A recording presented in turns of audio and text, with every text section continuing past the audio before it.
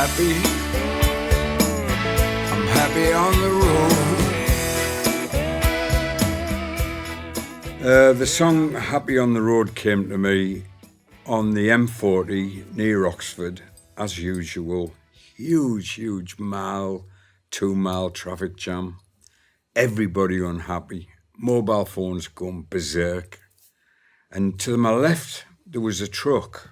I couldn't actually see in the cab. But there was a trucker, he had his window down, it was a very hot day, and he was singing away, happy as a lark. And we all actually just commented that there are some people who are actually happy in this traffic jam. And it's about being happy, and that's happy on the road. Going so far ahead till there's nothing left behind. Nothing Left Behind is a traveller's song about a poor guy who has had so much trouble in his life that day or that week or whenever it's been building up, that he actually just keeps on driving. He doesn't want to get there, so he's just going to drive till there's nothing left behind. I think many of us have often felt that way.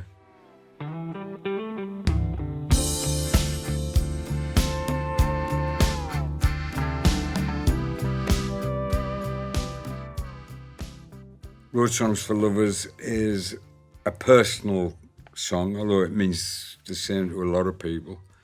Of when you were young and you went on holiday, we used to go to Formentera, a little island off Ibiza, and we used to go because it was cheap. It then became extremely trendy. Now it costs a fortune to go to Formentera. And it's about being young, having a beat-up second-hand beach buggy and barefoot. And I have always had this lasting vision of the bare feet on the hot dashboard, late afternoon. And the song is, let's go back to that kind of feeling. Let's go back to being young and happy. It's all about money. How much you can make, all about money. This is one of the few songs on the album that isn't about two people in a car. But what made this track work so well was Jamie Hawaii, a very young bass player that I found, and I'm lucky for finding him. He's got a fantastic groove, and I hadn't meant to do it the way it's finished up on the record. But they were playing so well together and the groove was so well, that took over whatever ideas I had. And it was just there because we're playing together and it's really good feeling. And that doesn't happen all the time in a recording studio. I've learnt now in my older life and my experience to keep those moments. Keep them as whenever possible.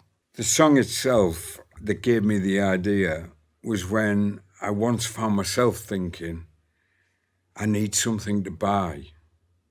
And I suddenly realised what a silly thought I'd made. But everybody these days has got shopping mania. And one of the worst things, most dangerous things in the money world these days are these bits in magazines that give you all sort of, different headphones or apps or whatever, and you need to buy them, and it's become a modern illness. Pray it was all worth the fight.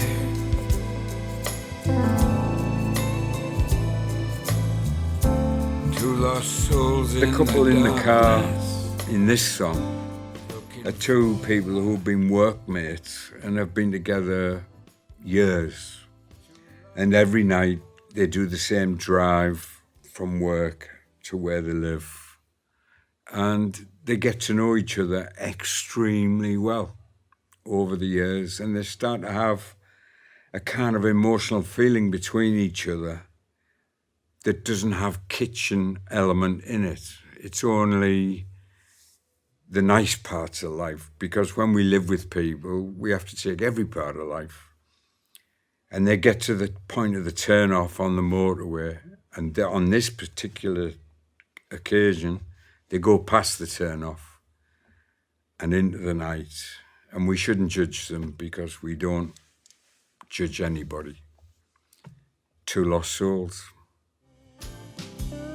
He hates the boat he's sailing, while she loves the sea.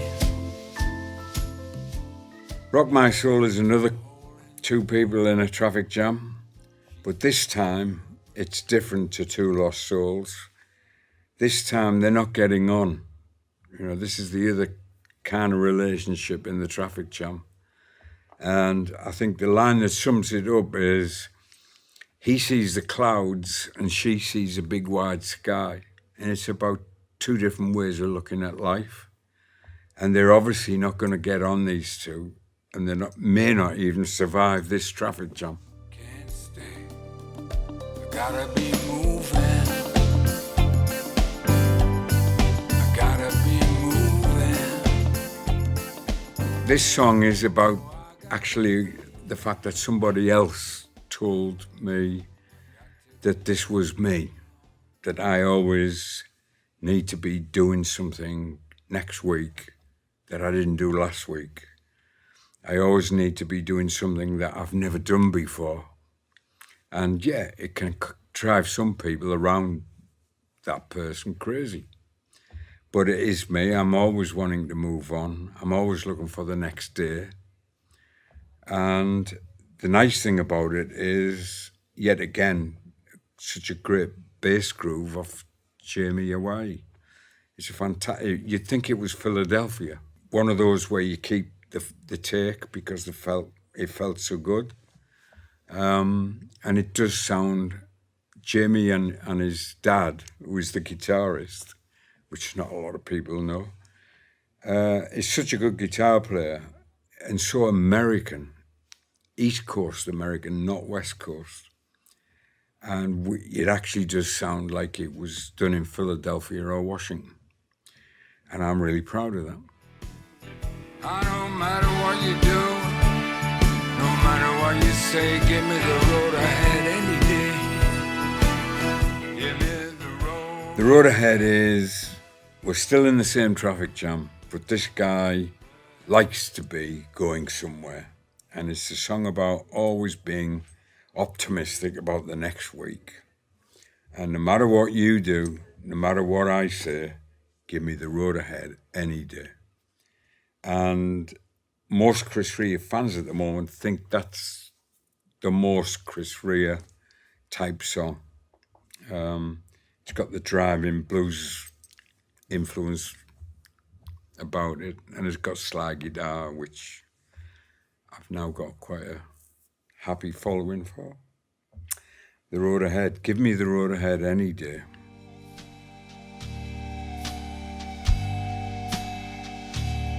This is the last train, ain't no other chance. Last Train is, for me as a songwriter, one of those special type songs. They're rarely hits. They rarely come out as a single because they're too long for radio. But in the Songwriters Club, you get pleased when you get a new idea that's a slightly different idea to anyone else's. And Last Train is normally a last train home. Normally it's the end of something. But this last train, the guy wants to get on it. He doesn't know where the train is going. And I thought to myself, wow, imagine being afraid of what's going to happen in the next hour, that you're prepared to jump on a train because it's the last train and you don't even know it's where it's going. It ain't the last train home, but you're that desperate you will jump on this train and you're not bothered where it's going. And it's quite chilling, I think.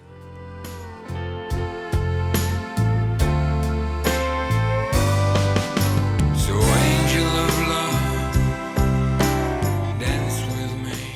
When I go motor racing, I'm often in a motel because it's the nearest place.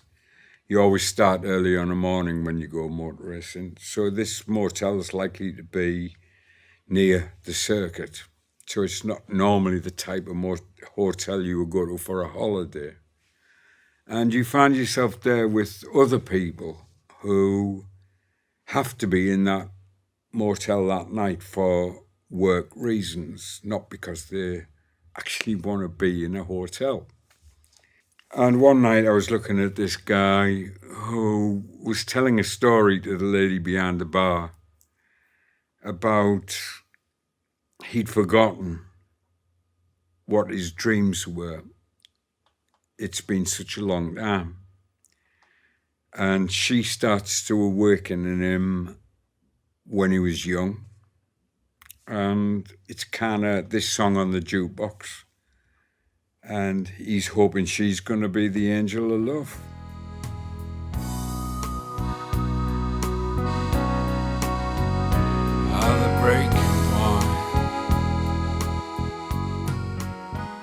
Breaking Point is one of the few tracks that doesn't involve two people in a traffic jam. It's quite poignant that I don't know how many people know somebody who has a terrible breakdown, but you had no idea that it was coming, and you're thinking to yourself, what on earth and how many months, years was this kind of thing going on before we found out? Because now we found out, it's too late. And I think everybody in life has this sudden realization that someone has been thinking something all the time, but you never knew. You know, if somebody has a broken leg, they've got a plaster on the leg. But when it's something to do with clinical depression, people don't, it doesn't say that on the top of your head. And you never find out till afterwards. And it's quite poignant. I think we all have someone like that. Beautiful, that's what you are to me. A lot of people might laugh at this song, but I don't think there's any need to, because what it is about really is love being in the eye of the beholder. And with me personally, this little thing was something that happened to me 2 years ago. I had a terrible, a lot of people know it's well documented. I had a lot of illness and it took a lot getting over. And you have to show strength every morning. And sometimes you just don't want it. You just rather stay in bed and pretend that it was before you got ill. And you have to break this. And I'm not strong enough to have broken it on my own. It was with the help of a certain little one-eyed dog. And she was a female. And she needed to go on the top hill above where I live every day because there were things to smell and there was fox scent to roll in and stuff like that. And I wouldn't have got out of bed and gone up the hill every day if something hadn't been at the door saying, come on, we haven't got time to be miserable. We've got to go on the top field. And that's called beautiful. And she is beautiful. No matter what they say.